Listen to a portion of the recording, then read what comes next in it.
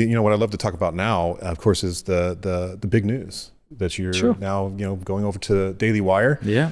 Tell me a little bit about that process and the decision process of how that ended up coming Well, about. I recorded a video on it. I don't want to bore you or your audience. Yeah, I saw that. Yeah. But my wife and I had been invited to move to Croatia by the Greek Catholic bishop in Zagreb.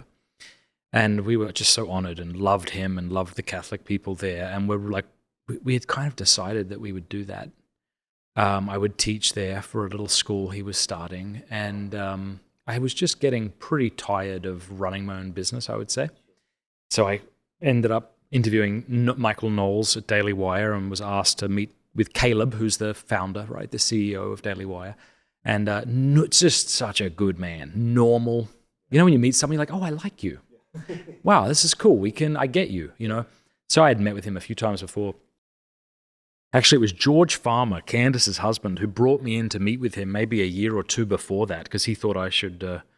And I couldn't understand why they would want a Catholic show. So anyway, when I met with Caleb this time, he asked me what it would look like to come on board. And I wouldn't really want to. I don't even know if I want to keep doing Pints.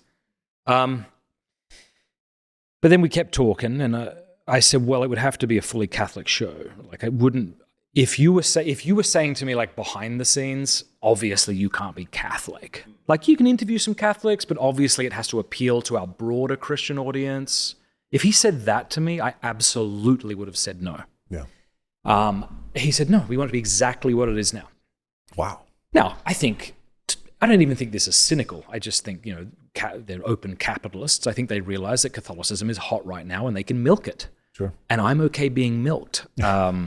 That's great. That's going to go well.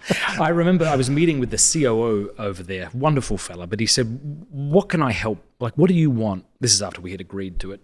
What do you want to do? And I said, I want to preach the word for Christ and invite everybody to join Holy Mother Church.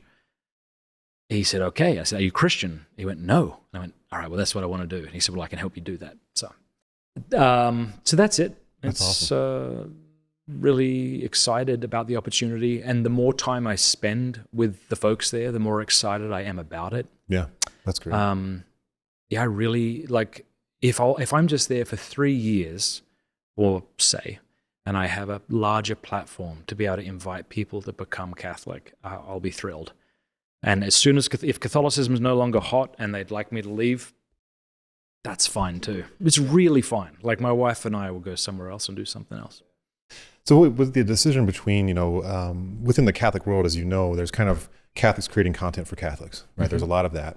But what I love about this decision, and I'd love to hear kind of your thoughts about it, is that there's this switch that happens, that now there's a much broader audience. And really, that's where you're preaching. That's where you're trying to reach. Here's an example. So when will this be going out, this show? Do you know? It'll be the first week of December. Okay, so here's what's really cool. And I know there's a lot of people who are really frustrated with this decision that I made. And I can understand if people were to say, I hate that you're joining a big corporation. I really doubt you're going to maintain your voice. I doubt that Pints with Aquinas is going to be the same podcast. I'm really nervous. If somebody said that, I would fully agree with that sentiment and wouldn't understand someone who didn't have it. That makes complete sense to me. Yes. Like, if someone I was watching regularly, like Brian Holdsworth or Trent Horn, was about to join some company that I knew nothing about, I'd be really nervous.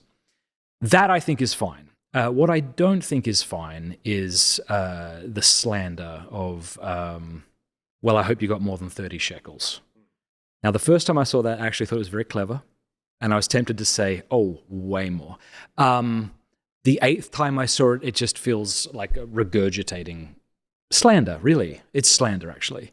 And since slander's a serious sin, you should be really careful before you do that, So if somebody says, well, you've sold out, well, that means something. It doesn't just mean you're making more money now than you were, because I am, and I'm glad to. It means you're compromising on your beliefs. That's what they mean. And I'm not, but even if I were, you're actually not in a place to know that. So to accuse me of that is rash judgment at best, you see? So I look forward to convincing people of goodwill that Pints will be exactly as it has been. And here's what I'm getting to and why I asked you when this is going out. the very first episode we're doing is going to be a big interview with Dr. Scott Hahn. We've got this beautiful set that we've created. It's going to be all about Christmas, all about Catholicism, and it's going to be Daily Wire's only giant Christmas episode.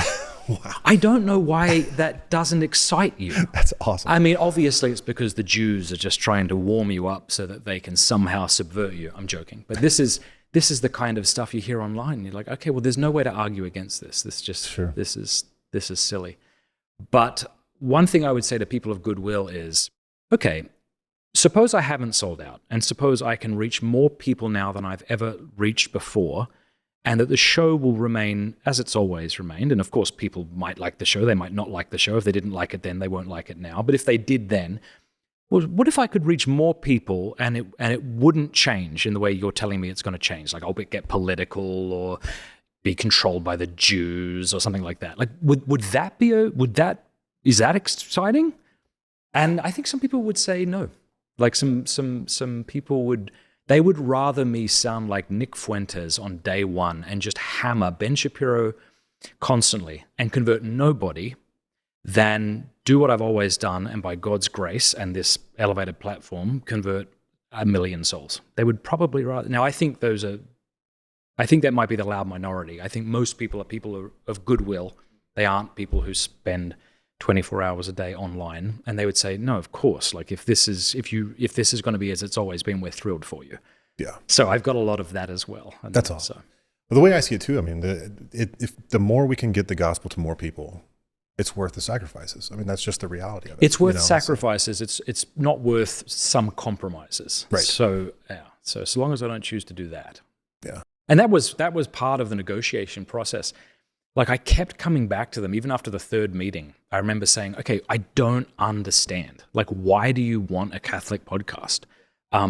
Why not just find some young guy, like, who's hungry? I'm not hungry, I'm old, I'm tired. Find some young fella, build his platform, have him interview whoever you want to interview. So it took a while for them to convince me that they really want to do this.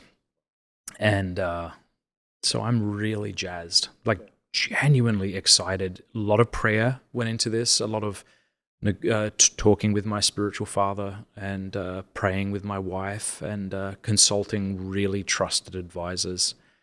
So we'll see what happens. Awesome. Yeah. I'm excited to hear too that your concern about politics being a leading role here, because I'm just happy that a truly Catholic show is going to get a bigger audience. I don't know if I'm allowed to share this or not, but I will, and we'll see what happens.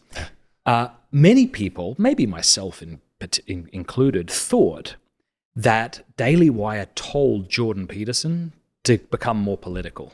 Oh, really? But since I'm now in the know, yeah, it's actually not at all that at all. Like, really? It's kind of the opposite. If anything, was like, hey, what if we did those things, the psychology stuff? Yeah. So I think what happened was Jordan felt that he saw the demise of his own country, Canada, and saw what was going on and felt compelled to speak. But he certainly wasn't compelled by the Daily Wire. Wow. So I think people saw him join the Daily Wire, get super political, and then look at me about to join and go, oh, please don't do that. And I fully agree with that sentiment. I have no desire, nor does anybody have any stomach to hear my stupid half-baked ramblings that wouldn't be helpful or coherent. We hope you enjoyed the Benedictine Dialogues, a production of Benedictine College in Atchison, Kansas. To catch all the latest and support our growing platform, visit media.benedictine.edu.